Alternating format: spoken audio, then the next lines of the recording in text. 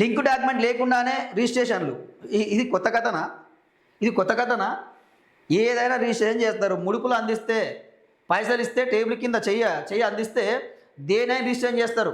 అంతేందుకు చార్మినార్ చేయమన్నా చేస్తారు, సెక్రటేరియట్ను రిజిస్టర్ చేయమన్నా చేస్తారు, అసెంబ్లీని చేయమన్నా చేస్తారు. మన వాళ్ళు ఆ ట్యాంక్ బండ్ చేయమన్నా రిజిస్ట్రేషన్ చేస్తారు. అంత గనులు ఉన్నారు మన ప్రభుత్వ ఉద్యోగులు, ఆఫీసర్లు. మామూలు గనులు కాదు, అలాంటి మహానుభావులు ఉన్నారు. ఆ స్థానంలో కేవలం అబ్జల్యూట్ ఓనర్ పేరుతో సరిపెడుతున్న సబ్ రిజిస్ట్రార్లు. సో అబ్జల్యూట్ ఓనర్ పేరు పెట్టి, అంటే ఎవరి భూమి ఎవరికి రిజిస్టర్ ఎవరికైనా చేస్తున్నారు. ఇక ఎక్స్ అనే ఆయన భూమి వైకి, వై అనే ఆయన భూమి జెడ్కు, ఇట్లా ఇక పోతూనే ఉంది. దాని లింక్ బండ్లు లేవు, మదర్ డాక్యుమెంట్ లేదు, దాని ఓనర్ ఒకడు, దాని కథ ఏంది, ఏం లేదు. పైసలు ఇక పలానా సర్వే నెంబర్, పలానా భూమి రిజిస్ట్రేషన్ చేయి. ఇది దందా. ఇది వాస్తవానికి ఈరోజు ఇది కొత్త దందా కాదు, మొదటి నుంచి ఉన్న దందానే ఇది. దీన్ని మాత్రం ఎవరు సరిచేసే పరిస్థితుల్లో లేరు. డబ్బులు ఇస్తే ఎవరి స్థలాలైనా ఇతరుల పేర్లపై రిజిస్ట్రేషను. ఈ తప్పుడు డాక్యుమెంట్లతో మ్యుటేషన్లు చేస్తున్న తహసీల్దారులు. ఖాళీగా ఉన్న వ్యవసాయ భూములు, ప్లాట్ల ఆక్రమణ. కరీంనగర్, వరంగల్లో పలు ఘటనలు వెలుగులోకి. సో ఈ కరీంనగర్, వరంగల్లే కాదు, మొత్తం తెలంగాణ రాష్ట్రం వ్యాప్తంగా ఇదే జరుగుతూ ఉంది. సో ఈ ఎంఆర్ఓలు అందరూ కలిసి, సబ్ రిజిస్టర్ ఆఫీస్లో ఉన్న అందరూ కలిసి కూడా, వీళ్ళందరూ కలిసి కూడా ఒకరి భూమిని ఇంకొకరు రిజిస్టర్ చేస్తారు. పాపం మన భూమి ఉందనుకుంటాడు ఆడ, వాడిని తెలియదు. డాక్యుమెంట్ చూసిన దాకా వేరే వానికి రిజిస్ట్రేషన్ అయి ఉంటుంది. సో దాంతో కొట్లాటలు, పంచాయతీలు ఈరోజు చంపుకునే కాడికి పోతుంది.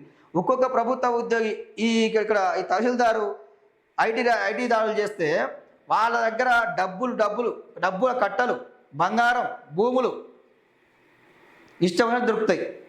ఇది అక్రమ సంపాదన తప్ప ఇంకోటి ఏం లేదు ఇక వీళ్ళు చేసేది. లింక్ డాక్యుమెంట్ చెక్ చేశాకే రిజిస్ట్రేషన్ చేయాలి. అది జరుగుతుందా? అది ఉందా? లింక్ డాక్యుమెంట్ లేదు, అసలు వాళ్ళ ఓనర్ కూడా తెలియదు, ఏది అవసరం లేదు. ఆయనకు పైసలు ఇస్తే చాలు, ముట్ట ఎత్తే చాలు, రిజిస్ట్రేషన్ చేస్తాడు. రిజిస్ట్రేషన్ సమయంలో అమ్మకందారుల పేరు మీద టైటిల్ ఉందా లేదా అని సబ్ రిజిస్టర్ తప్పకుండా చూడాలి. దీంతో పాటు కనీసం ఒక లింక్ డాక్యుమెంట్ లేదా పట్టాదారు పాస్బుక్ చెక్ చేయాలి. అమ్మకందారుల పేర్లు లింక్ డాక్యుమెంట్లో ఉన్న పేర్లతో సరిపోల్చుకోవాలి. డబుల్ రిజిస్ట్రేషన్ ఏమైనా ఉందా అనేది తెలుసుకునేందుకు ఈసీ కూడా చెక్ చేయాలి. 22A కూడా చెక్ చేసి అన్ని సక్రమంగా ఉంటేనే రిజిస్ట్రేషన్ చేయాలి. ఇలాంటి లింక్ డాక్యుమెంట్ లేకుండా రిజిస్ట్రేషన్ చేస్తే అది చట్టవిరుద్ధమని అవుతుంది.